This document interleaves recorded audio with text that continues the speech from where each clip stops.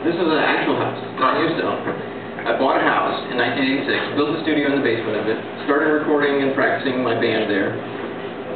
Suddenly I had a studio, which meant that all my friends' bands who used to have to go into other people's studios to make records could now come to my studio, which would be a lot less expensive.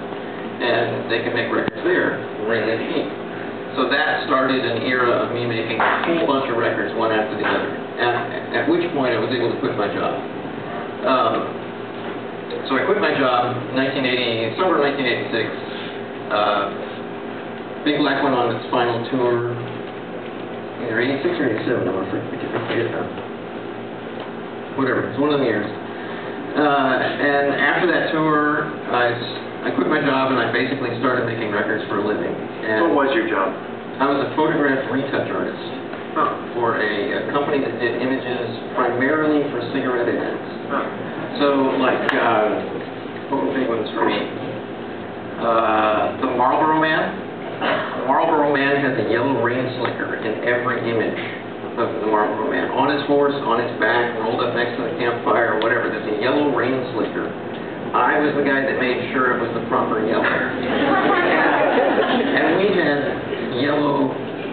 we had a yellow that we were supposed to, that every print and every transparency and every image of the Marlboro Man, that rain slicker was supposed to be this one particular saturated color of yellow. And I was the guy that made sure it was that yellow, that color.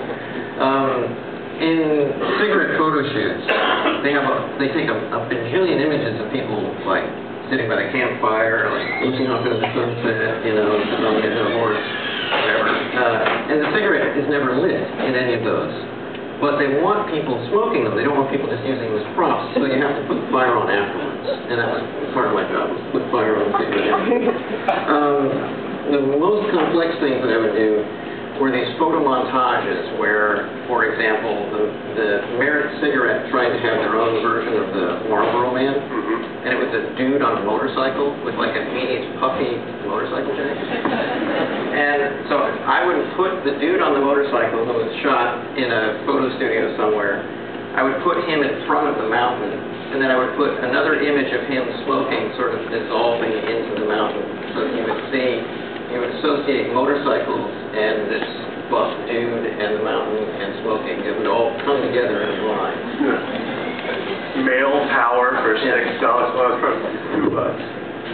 Yeah, at the time smokes, when I first started working on that, smokes were I think $1.70.